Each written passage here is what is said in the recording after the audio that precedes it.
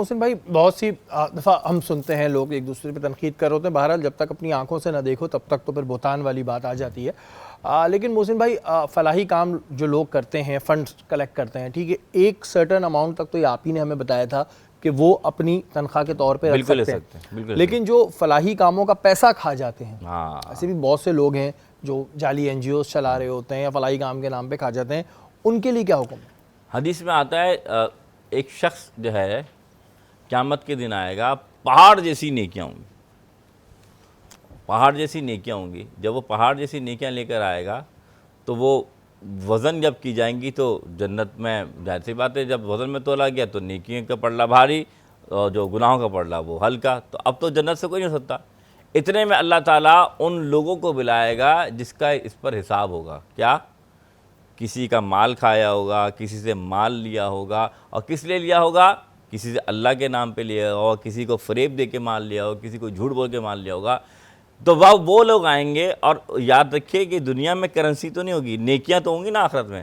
وہ تمام نیکیاں ان لوگوں کو دے دی جائیں گی جن کا اس نے مال کھایا، جن سے انہوں نے مال لوٹا، جن کو فریب دیا کہ آپ مجھے پیسہ دیں. اور پھر جب اس کے بعد کچھ بھی نہیں بچے گا نا، فرمایا اللہ کے رسول نے یہ بندہ بڑا خسارے میں ہوگا. کیوں؟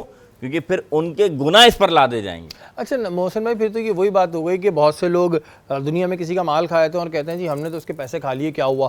تو وہ تو پھر آخرت میں تو اس کے نکل ہی جانے. جو بہت سے لوگ یہ کہہ کے جاتے ہیں کہ میں نے اللہ پہ چھوڑ دیا کہ میں تم سے آخرت پہ لاؤں گا، اس کا مقصد یہی ہے. پھر بالکل یہی ہے کہ پھر وہ تمام، اب یہ تو صرف مال ہی نہیں، اعمال میں تو لے لیا، کیونکہ ظاہر سی بات ہے اس نے اچھے کام تو کیے ہیں نا. نیکیاں تو بھائی ٹھیک ہے، اللہ پھر اس لیے تو بڑھا رہا ہے کہ ٹھیک ہے تم آخرت میں کیا دو گے. پھر آپ یہ بھی دیکھیں نا کہ پھر اس کے دوسروں کے گناہ وہ لاد کے جائے، اور پھر اسی سبب وہ جنت کا پلڑا تھا بھاری ہو گیا، اب دوزخ کا پلڑا بھاری ہو جائے گا، اور وہ شخص جنت جاتے جاتے دوزخ میں چلا جائے گا. کیوں؟ کیونکہ اس نے جھوٹ بولا، لوگوں کا مال کھایا، اور پھر اپنا وہی بات ہے جو سرٹن اماؤنٹ کے علاوہ ہی اپنا بینک بیلنس اس لیے بنایا کہ یہ پیسہ تو لوگوں کا تھا، اور پھر اللہ کو حساب دینا ہے. یاد رہے وَمَن يَعْمَلْ مِثْقَالَ ذَرَّةٍ خَيْرًا يَرَهُ وَمَن يَعْمَلْ مِثْقَالَ ذَرَّةٍ شَرًّا يَرَهُ. تم نے اگر نیکی ذرہ برابر بھی کی ہے، اللہ اس کی جزا دے گا، اور اگر تم نے ذرہ برابر بھی خطا کی ہے، یعنی لوگوں کا مال کھایا، لوٹا کھسوٹا ہے، اس کا بھی تمہیں حساب دینا پڑے گا.